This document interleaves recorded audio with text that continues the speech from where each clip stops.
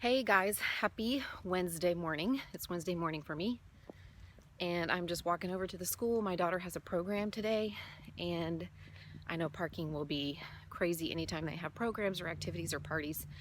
There's hardly any parking, so I'm just gonna walk there because it's not very far. I thought I would kind of do another what I eat in a day vlog today. Don't worry, this is not gonna turn into this isn't gonna be the only thing that I put on my channel. But I just still had some thoughts pertaining to what I shared yesterday, and I thought, well, maybe I'll show you guys what I'm eating, and I'll also talk about some of the other things rolling around in my head pertaining to this new mindset that I have about health and fitness and changing my body shape and getting stronger and all that fun stuff. I have already had some yogurt, and I got those Just Too Good yogurts from Dan and Light and Fit. They're have less added sugar or something, so I was eating the last one of those. They're okay, I like them. If you need to watch your sugar intake, I think they're pretty good. It's not a huge concern for me, so I'll probably just buy the regular Light and Fit ones because I like the flavors of those better. I'm a little sore from my workout yesterday, not horribly sore, but just a little bit more so than I have been in recent weeks. But you know, I did a different kind of class with a different instructor, so that's to be expected. And on days when I feel that way, I find that it helps me to drink lots of fluids, especially water, try to help push that lactic acid out of my muscles. Get enough protein, you know, not like overdo it on the protein, but just, you know, eat one of those yogurts. Have a little extra meat, maybe drink a Premier Protein or something. Just get, you know, 30, 40 extra grams of protein helps a lot. And I also find that getting a little activity like I am right now, like just walking, real small activity, not like get on the treadmill and get my heart pumping activity, but just kind of regular, moderate activity kind of helps work some of that lactic acid out of my muscles, or at least I think it does. So that's what I'm doing today. So I did have one of those yogurts, and I put just a little bit of cereal on it. I think it's 80 calories for the yogurt. It'll probably count like 20 or 30 calories for the few pieces of cereal that I put on it just to give it some crunch. I also made up one of those 100-calorie Better Oats oatmeal that I have that I like, but I only got to eat about half of it before I left the house. So I don't know if I will eat the rest of that later, like warm it up when I get home and eat the rest of it, or I'll just only count half of it. But that's what I've had so far. Whenever I get online and I look at nutrition calculators, and I've looked at several of them, and they're pretty much in agreement. Whenever I put in my height, my weight, my age, and my activity level. Now that's just my regular day-to-day activity level. I usually put either lightly active or moderately active and kind of take the in-between because I'm on my feet a lot and have a pretty active life. Whenever I put all of that into the calculators, it says that somebody like me should need between 1,900 and 2,200 calories a day to maintain her weight. So what I am doing right now is on days when I'm not doing a workout, you know, on less active days or days when I'm not working out. And by the way, that estimate does not include organized exercise. It doesn't include that. So if I were to do a class or go for a jog or something, supposedly I would need additional calories to maintain my weight if I'm burning more calories through exercise. But anyway, 1,900 to 2,200 calories is supposedly what a body like mine should need in a day. So what I have been doing is on days when I am not working out or taking a class or a strength class, I've been shooting kind of for the lower end of that, like 1,900 to 2,000 calories.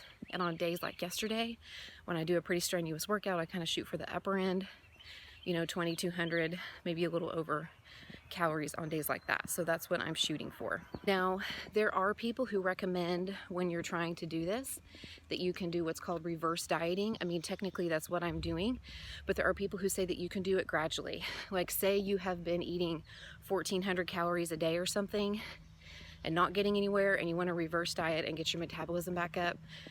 Some people recommend you can just add a few calories at a time. Like you can add 100 calories every week or two until you get back up to that caloric intake you want to be at, if you don't just want to shock your body.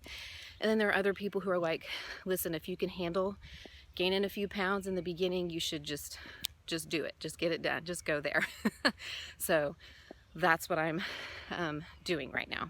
Hey guys, I just got to the church and I'm getting ready to go in for work. I stopped and picked up some lunch at McDonald's. I got the Southwest grilled chicken salad that I really like. You guys have heard me talk about that a million times. It's also featured in my video I did about WW Freestyle friendly fast food options. If you're on WW Freestyle, I think it's like 6 or 7 points for the salad. Okay, my new car mount is horrid. It is not working. So if you have suggestions for a good car mount for my phone, let me know. But I think the salad is 6 or 7 points and the dressing's 4 smart points, and I only use half of it, but I'm not counting points right now. But I put it into my FitnessPal tracker and it was 290 calories for the salad and it's 120 for the dressing, but I only use half of it, so that'll be 60 calories, so like 350 calorie lunch, which will be a great dose of micro and macronutrients, lots of protein, vitamins and minerals from the vegetables, so that'll be really good. And I packed something for dinner and some snacks, so I'll show you some of that later. And I don't plan to, like, I don't think that I plan to do this forever. I really don't like the idea of like tracking and weighing and measuring forever and ever for the rest of my life, but I'm just really interested in this whole fixing metabolism, reverse dieting thing, and I think in order to really give it due diligence, I have to collect some data. So that means really tracking what I'm eating and also relearning what 2,000 calories looks like. Like, I've put everything into my tracker that I've packed, my dinner, my snacks, my lunch, what I've eaten already, my breakfasts, and I'm still like 400 or 500 calories away from what I should be eating in a day just to maintain even without any extra activity. So it's really kind of interesting and eye-opening to see, and I guess you'll see that too. But I wanted to also let you know about another channel that I have been kind of getting some information from that I've really liked, as far as just getting more information about the whole reverse dieting and fixing your metabolism thing. The name of the channel is Misfit and Nerdy.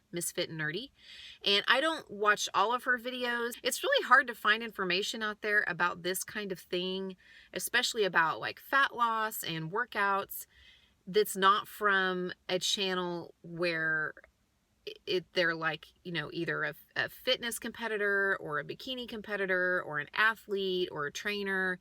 I mean, I really wish I could find a channel that's just like 36-year-old mom who wants to feel good in her own skin and do right by her body. So here's what I eat and here's how I work out a couple times a week. Like, where's that channel? I can't find it. That's not to say that there aren't still things to learn from the channels that, you know, have the super fit people, and that this is one of them, and she's made several videos about this. But I was watching a video on her channel today, and I can't remember what it was called, but it was something about like why you aren't losing fat, or 7 tips to lose fat, or something like that. I'll put the title in here and I'll link the video up here. Something that she said really resonated with me, and she started out by kind of going on this rant, but in a good way, about how one of the reasons why we fail at this is we want quick results. And she said, really put it into perspective. You know, I'm in my 30s, barring something unforeseen. I could have 30, 40, 50 more years on this planet. Why is it such a big deal to devote a year or maybe even 2 to improving your health and getting the body that's going to take you through life? You know, we get into this position of wanting really quick results. Like, we want to lose 30 pounds in 3 months because our best friend is getting married, or we want to lose 20 pounds in a month because we're going on a beach vacation. And what happens is sometimes we're even able to do that and we're able to hit that goal, but then, you know, those results aren't sustainable because we've done things to our body that we can't keep doing to our body, and then it rebounds back to the same weight or an even higher weight. You know, the point that she was making was, if you really take the time and make slow, sustainable changes, or even accept that perhaps when you're trying to heal your metabolism, you're going to have to maybe even gain a little bit of weight at first and then take off the fat very, very, very slowly. If you will just commit the time, even if it takes a year, it may seem like a long time to get the results that you want, but then you'll have that body for much longer. You know, you'll have that body. And so, yes, you may have to go through a year of buying, you know, a different size clothes, or going to the wedding and not looking exactly the way that you want. But then all the weddings you go to after that and all the vacations you take after that, you're going to feel better, you know, and feel better about the way that you look and the way that you feel. And, you know, hopefully that makes sense. Basically, instead of going for this short-term, unsustainable result, just commit to the fact that it might take much longer, you know, and that in the long run, it's going to be much better for your body because you're not going to be creating this deficit that in turn teaches your body to maintain your weight at a much, much, much lower caloric value. It may take you much longer to take off the fat or to sculpt the body that you want if you do it much slower, but at the end, you're going to be much happier because you're going to be able to maintain it with a much higher caloric intake. Okay, guys, it's been a hot minute. I am finishing up my dinner break. I did eat my lunch. I ate my salad from McDonald's, and I also had a little bitty sugar cookie. Whenever I got here, somebody had brought those for us for the staff, and they were like little bitty. They were teeny tiny, maybe like 3 bites of a sugar cookie. So I tracked that. And then time for confession, but also time for revelation. In the music office, there were some little mini muffins. So of course I like popped one of those in my mouth, and then about half an hour later, I ate another one. And then I went back and looked at the nutritional information because I was like, I need to track those. And for 2 little tiny muffins, it was 190 calories. But that's okay. I tracked it. Ran around all afternoon. I've been very active. My Apple Watch says I've had like 13,000 steps. I'm actually about to close all my rings, if you know what I'm talking about, standing, exercise, and movement for the day. Even though it hasn't been a workout day, it's been kind of a highly active day for me. So I just ate my dinner. I'm going through leftovers in the fridge. I had some leftover roast beef and some potato casserole and some just veggies, some California medley, which is carrots and cauliflower and broccoli, and I tracked all that. And you guys, even with all of that, with my breakfast, lunch, dinner, and snacks, and those treats tracked, I still am only at about 1,500 calories for the day. I tracked the Premier Protein in my coffee. I tracked the creamer that I put in my coffee that I had here. And I even kind of over-tracked it because I know I didn't have a tablespoon of that creamer in my coffee earlier, but maybe I'll have another cup later and I'll make that up. But even given that, I only have 1,500 calories in my tracker, and that's only if I eat the Built Bar that I brought with me that I have not eaten yet. So, you know, good news and bad news. You know, on the one hand, I thought those muffins were going to ruin me, but when I put them into my tracker, I'm like, oh, well, I had room for those, and I still have room for more. So if this works, you know, 2 things. First of all, it's very clear that if this really is the calories that my body should burn for my age and height and weight and gender and all that stuff, activity level, I have been seriously underfeeding my body for a long time because it feels like I've been eating all day. It feels like I've been eating lots of food. And I'm still only 75% of the way to my calories for the day.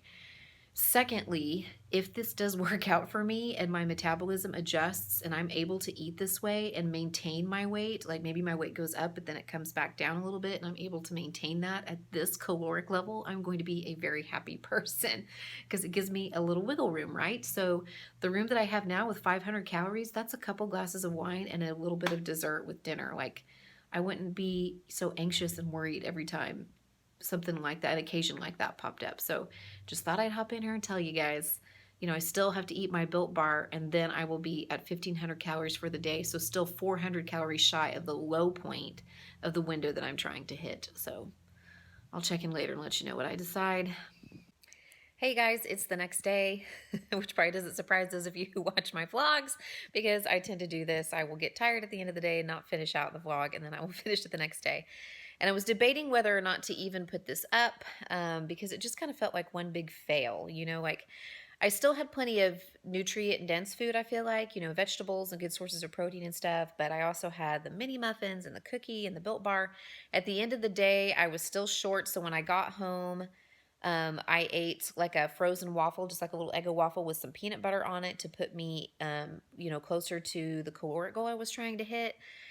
And it was not even whipped peanut butter, like real peanut butter in order to try to get to that goal. So I was debating whether or not to put it up. I woke up this morning not feeling real well. I've got a really bad sinus headache, I feel like.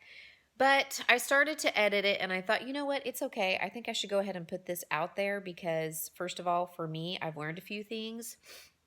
And it's not like I've been eating totally different the last couple of days than I have been for the last month and a half when I've basically given up tracking. It's very similar, but I'm just trying to actually see, okay, now how many calories am I taking in and am I hitting that mark so that I can try to raise my metabolism.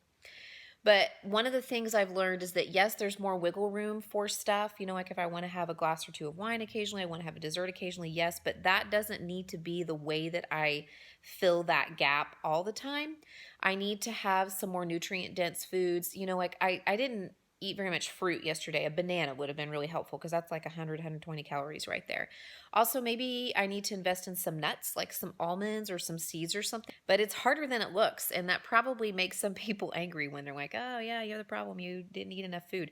Well, you know, if I'm really going to do due diligence to this little experiment, I've got to try to do it the way that I'm supposed to. Otherwise, if I don't follow the rules and I don't hit the mark, you know, and I end up not getting the results that I want, it may be my fault. It may be user error and not the fault of this problem. So it's definitely worth finding out for me. So I've decided I'm going to go ahead and put this out there. Hopefully there's something in here that makes sense, or at least lays the foundation for what it is that I'm trying to do.